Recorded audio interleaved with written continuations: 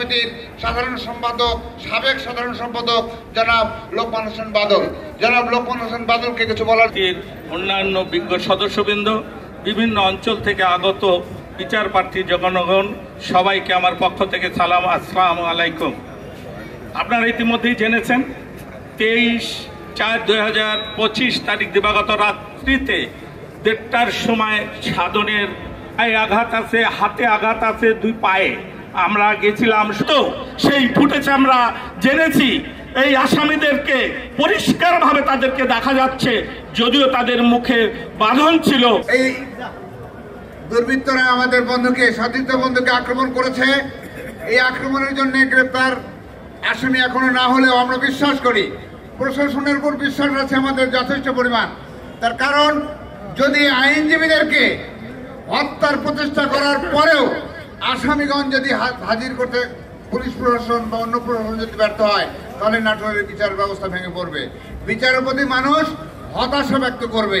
এই কারণে জরুরি ভিত্তিতে একজন আইনজীবী দুর্বৃত্তদের আঘাতে হসপিটালাইজ হয়ে রয়েছে। শুধু এটাই মূল বিষয় নয়, 9-এর আইন শৃঙ্খলা বাহিনী যারা রয়েছেন নাটোরের, তাদের দৃষ্টি আকর্ষণ করে বলতে চাই, দ্রুততার সাথে বিষয়টা আমাদের সবাইকে লক্ষ্য রাখা প্রয়োজন বলে আমি মনে করি। মুখোশ পরে তারা এখানে আক্রমণ করেছে, পরিচিত জন হয়তো তারা এ কারণেই হয়তো এটা করেছে। তাছাড়া অপরিচিত লোক হলে মুখোশ পরার কোনো ব্যবস্থা তারা হয়তো গ্রহণ করে। আইনজীবী আক্রান্ত হওয়ার অর্থ এই আইনজীবীর পেছনে যে বা সামনে যে আপনারা আছেন তারা ভীত সন্ত্রস্ত হয়েছেন। সাধারণ মানুষ মনে করা শুরু করেছে যে আইনজীবী যদি আক্রান্ত হয় আমরা আর কি। আমি এই বিষয়টির উপরে গুরুত্ব দিতে চাই যে আজকে আমরা অতি সম্প্রতি লক্ষ্য করলাম নাটোরের মালখানায় একটি চুরি বা ডাকাতি হলো।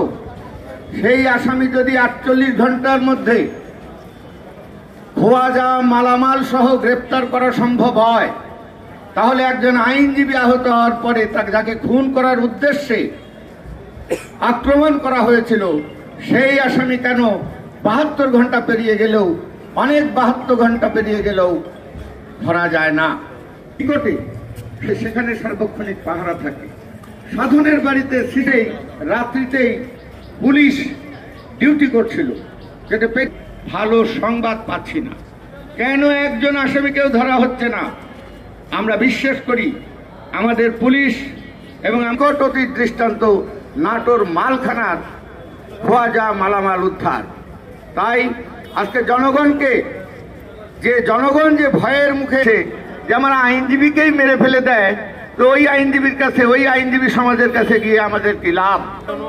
দপ্তরকে আমি অনুরোধ করব যত দ্রুত সম্ভব এই সঙ্গে নাটোর জেলা আইনজীবী সমিতির কাছেও আমার একটি নিবেদন থাকবে যে এই মামলায় যদি কোনো আসামি ধৃত হয়, আমাদের আদালত অল্প সময়ের ভেতরে তেমনি ভাবে দেখবেন বলে আমরা বিশ্বাস করি। রোদ্রের ভেতরে আপনারা কষ্ট করে দাঁড়িয়ে আছেও, কিন্তু আমরা কথা দীর্ঘায়িত করব না।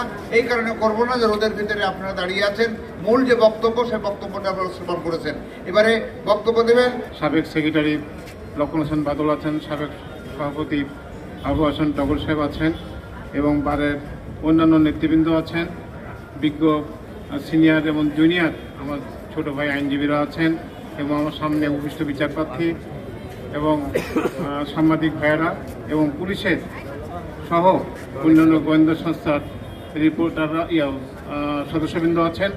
সবাইকে আসসালামু আলাইকুম এবং আদাব।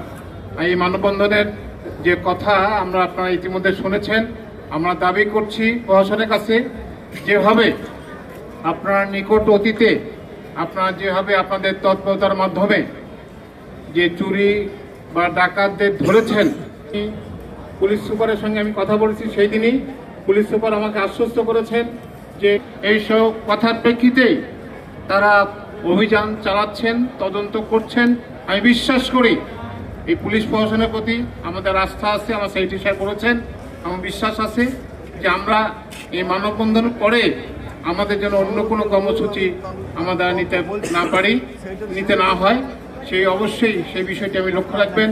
আমি জেলা প্রশাসক অর্থাৎ জেলা ম্যাজিস্ট্রেটের দৃষ্টি আকর্ষণ করব, উনিও যেন পুলিশ সুপারের কাছে এই বিষয়টি অবশ্যই মনিটরিং করেন যেহেতু আমরা আইনজীবী, আমরা জেলা ম্যাজিস্ট্রেটের অধীনে অনেক কোর্টে আজকে আমার এই গুরুতর আহত সাধন কুমার দাস মামলা করেন। আমি মনে করি এই আইনজীবী সমাজের পাশে ডিএম সহ এসপি মহোদয় সহ অন্যান্য যৌথ বাহিনীর যিনি কমান্ডার আছেন, আমি তাদেরকে অনুরোধ করবো আপনাদের মাধ্যমে যে উন্নয়নের জন্য আমাদের এই বিষয়টি, অর্থাৎ আইনজীবী বাড়িতে যে ডাকাতির ঘটনা ঘটছে, যে নক্কারজনক ঘটনা ঘটছে এবং মৃত্যুর সঙ্গে পাঞ্জা লড়ছেন যে আইনজীবী, এই মামলাটার যারা জড়িত আছেন তাদেরকে অবশ্যই শনাক্ত করে আইনের হাতে সোপর্দ করতে হবে।